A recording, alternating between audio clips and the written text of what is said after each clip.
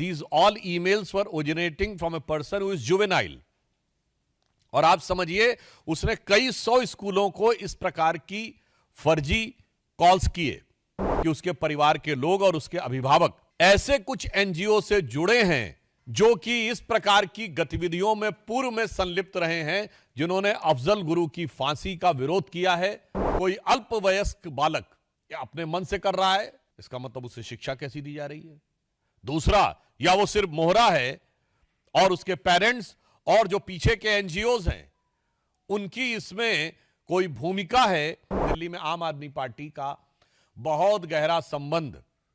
न सिर्फ तमाम ऐसे अवांछित एनजीओ से रहा है और तमाम ऐसी गतिविधियों से रहा है जो अफजल गुरु की हैंगिंग और देश विरोधी तमाम गतिविधियों में लिप्त रहे हैं। केजरीवाल जी आकर तमाम बार अनाप शनाप बातें, अनर्गल मिथ्या बातें कर जाते हैं। आज उनसे मैं साफ साफ शब्दों में पूछना चाहता हूं कि आम आदमी पार्टी आकर स्पष्ट करे कि ये जो भयानक और खतरनाक तथ्य उभर के सामने आया है, इसके पीछे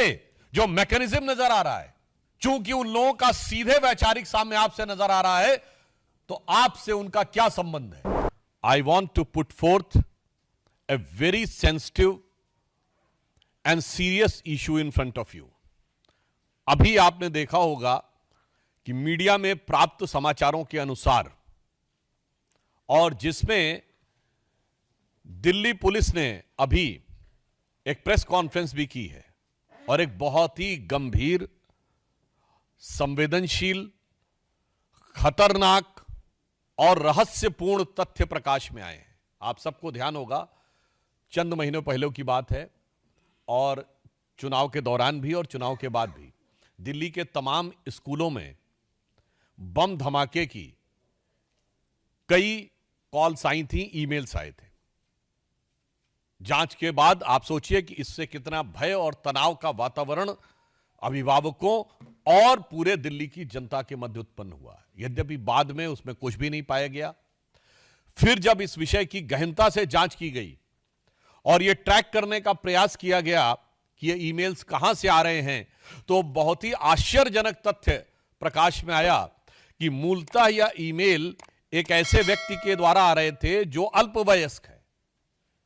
These all emails were originating from a person who is juvenile. और आप समझिए उसने कई 100 स्कूलों को इस प्रकार की फर्जी कॉल्स किए। इसके बाद जब जांच में उनके लैपटॉप और अन्य फोरेंसिक चीजों की जांच की गई और इस बात की पुष्टि हुई, तो और भी गहरा तथ्य प्रकाश में आया कि उसके परिवार के लोग और उसके अभिभावक ऐसे कुछ एनजीओ से जुड़े हैं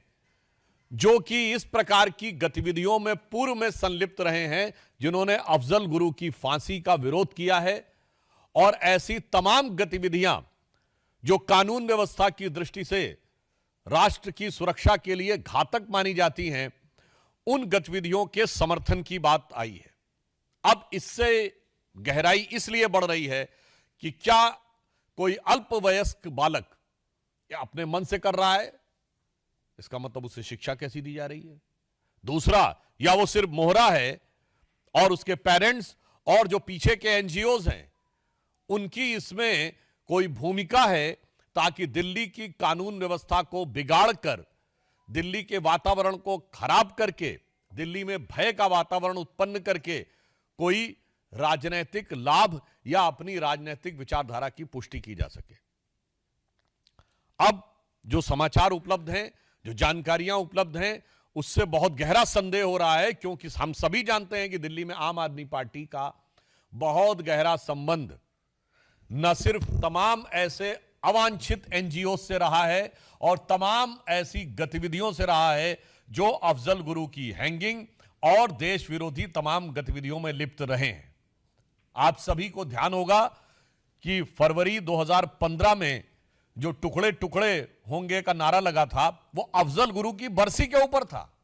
और जिसकी फाइल को महीनों तक आम आदमी पार्टी ने बचा के रखा था। इसलिए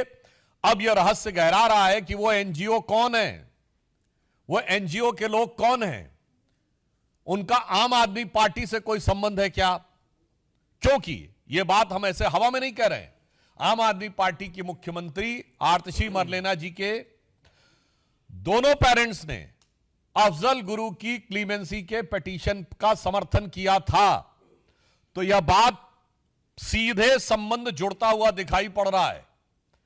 यानी वहां के सर्वोच्च नेतृत्व के साथ, और उस जमाने में याद करिए वो सब लोग, प्रशांत भूषण, शांति भूषण, अन्य बहुत सारे लोग थे, आप बड़ी लंबी लिस्ट है, वो सब उस समय आम आदमी पार्टी के सदस्य थे। यानी आम आदमी पार्टी का एक संगठन के रूप में उनके साथ संबंध बहुत साफ दिखाई पड़ रहा था। तो अब ऐसी जानकारी लगती है और यह ऐसा ही गहरा संदेह आता है जो पुष्ट होता हुआ नजर आता है कि क्या इस चीज में आम आदमी पार्टी का या उनसे जुड़े एनजीओ का कोई संबंध है। केजरीवाल जी आकर तमाम बार अनाप शनाप बातें, अनर्गल मिथ्या बातें कर जाते हैं। आज उनसे मैं साफ साफ शब्दों में पूछना चाहता हूं कि आम आदमी पार्टी आकर स्पष्ट करे कि ये जो भयानक और खतरनाक तथ्य उभर के सामने आया है, इसके पीछे जो मैकेनिज्म नजर आ रहा है, चूंकि उन लोगों का सीधे वैचारिक सामने आपसे नजर आ रहा है, तो आपसे उनका क्या संबंध है, आपको सीधे आकर स्पष्ट करना चाहिए दो टूक शब्दों में। और उसके साथ साथ यह भी सवाल है कि अगर अल्पवयस्क बच्चे ये कर रहे हैं, तो ये जो भी सो कॉल्ड एनजीओज हैं, जो मेरे विचार से देश के लिए खतरनाक काम कर रहे हैं, और इनका जो आम आदमी पार्टी के साथ पुराना स्थापित संबंध रहा है, वो देश के नौनिहालों के मन में किस प्रकार का जहर भर रहे हैं और उस जहर के कितने घातक प्रभाव आने वाले समय में पड़ सकते हैं। इसलिए हमें इन सारी चीजों का सीधा, स्पष्ट और सपाट जवाब आम आदमी पार्टी से चाहिए कि इस प्रकार की जो घटना हुई उसमें जो लोग संलिप्त हैं उनसे आपका क्या संबंध है, और उस प्रकार के लोगों के साथ आपके पूर्व में स्थापित संबंध रहे हैं, आपकी मुख्यमंत्री के परिवार तक से वो लोग संबंधित रहे हैं जिन्होंने इस प्रकार की गतिविधियों का समर्थन किया था। आपने टुकड़े टुकड़े का नारा लगाने वालों की, चूंकि दिल्ली में सरकार थी, तो महीनों तक आपने अदालती कार्रवाई को रोक के रखा था। इसलिए आज सीधा सवाल है, आम आदमी पार्टी का उनसे संबंध प्रतीत होता है और यह जानकारी लगती है कि उनके बीच में ऐसा संबंध है, तो उन्हें आकर इस बारे में स्पष्ट जवाब देना चाहिए। और अगर वो स्पष्ट जवाब नहीं दे रहे हैं तो फिर हमें मानना चाहिए कि संदेह उतना और गहराता है, और जिसे कहा जाता है कि मौनम स्वीकृति लक्षणम।